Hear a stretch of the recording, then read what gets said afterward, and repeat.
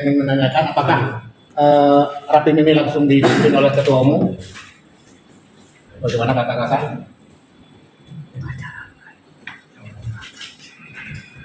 Kalau rapim juga wajib dipimpin ketua umum lah. Baik.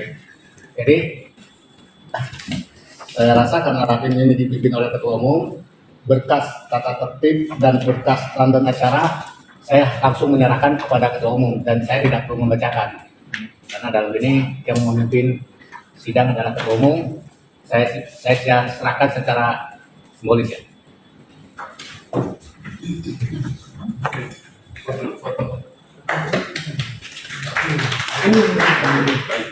Terima kasih kakak.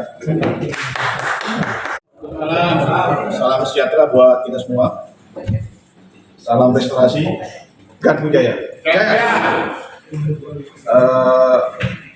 Yang terhormat, pada sore hari ini kakak wakil ketua umum, kakak Raja, kakak Sarif, dan ada Dewan Pakar juga di sini, kakak Usendro, terus Sekjen dan Bendahara, beserta dengan ketua-ketua bidang yang hadir pada sore hari ini.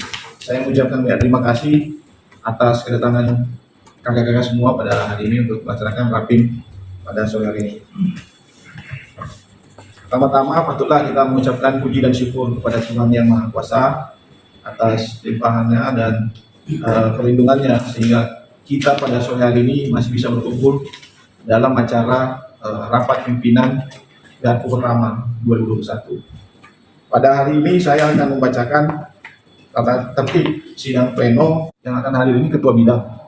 Karena sebenarnya rapat pimpinan ini hanya pengurus harian.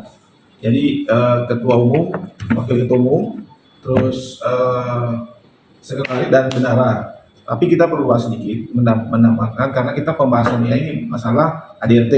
Jadi kita turut mengundang juga ketua-ketua bidang ini agar supaya sama-sama kita merangkumkan. Karena posisi Garpu ini belum bisa untuk melakukan kongres.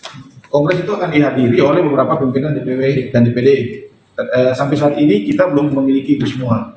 Nah, tapi kan kita harus berjalan di dalam garis organisasi. Nah, makanya hari ini kami juga mengundang ketua-ketua bidang itu untuk sama-sama kita merumuskan anggaran dasar dan anggaran rumah tangga, GBHO, serta peraturan organisasi kita. Dan supaya 2022 ini nanti kita sudah siap action dan kita sudah mempunyai fondasi yang kuat untuk melaksanakan organisasi ini.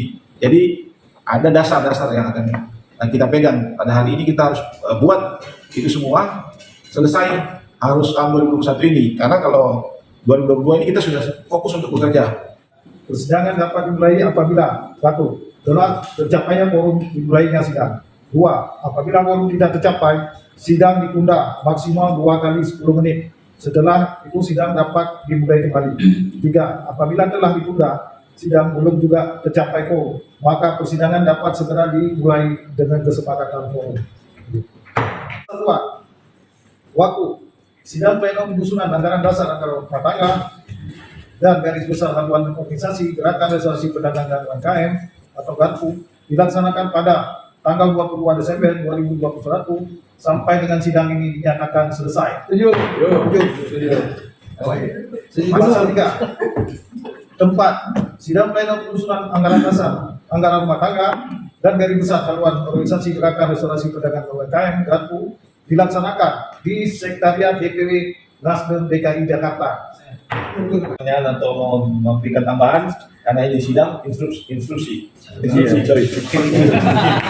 Ya. Jangan saya kakak. Biar kita tertib. Pasal 8. Kewajiban peserta. 1. Menghadiri persidangan. 2. Mematuhi tata tertib persidangan. 3. Meminta izin kepada presidium sidang jika ingin menggunakan hak bicaranya atau jika ingin meninggalkan ruangan. 4. Memakai pakaian yang rapi dan sopan. 5. Tidak merokok di dalam ruangan persidangan. 6. Tidak diperkenankan membawa pihak lain yang tidak berkepentingan dan tidak berhubungan dengan sidang ini tanpa seizin presidium sidang. 7. Tidak menggunakan kata-kata kotor atau kasar yang dapat merendahkan atau melecehkan pihak lain selama sidang berlangsung. 8. Tidak membawa senjata tajam yang dapat membahayakan pihak lain. 9. tidak membawa minuman keras atau obat-obatan terlarang. 10.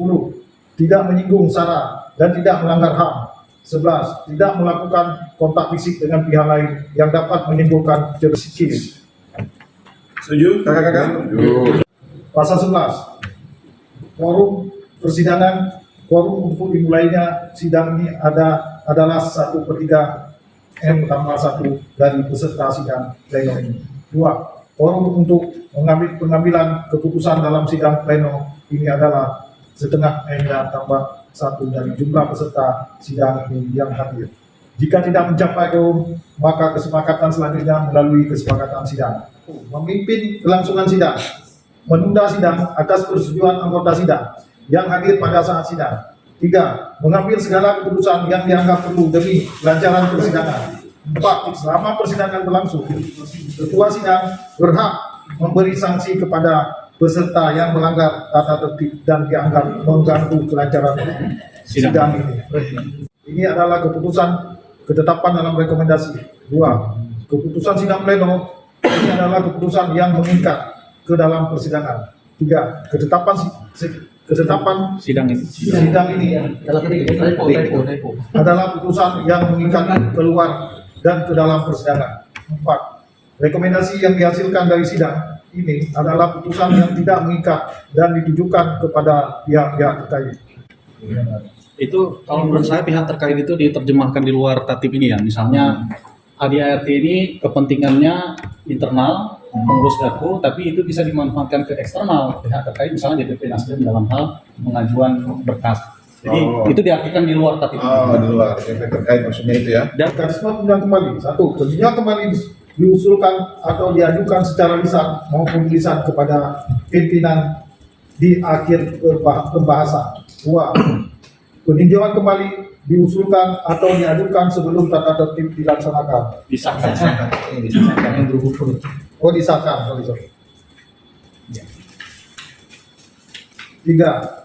Peninjauan kembali harus disepakati oleh setengah N tambah 1 dari peserta sidang yang hadir. 4. Peninjauan kembali dibacakan oleh pimpinan sidang. Kakak Ancak mohon izin. Itu berarti pimpinan sidang langsung dipimpin oleh ketua umum dan waketum gitu. Dan para Para wakil ketua, ya, dan para wakil ketua. Pimpinan sidang terdiri dari anggota yaitu ya kan? Presidium 1 aja. Jadi itu pimpinan 1, 2, 3 itu adalah wakil-wakil ketua umum.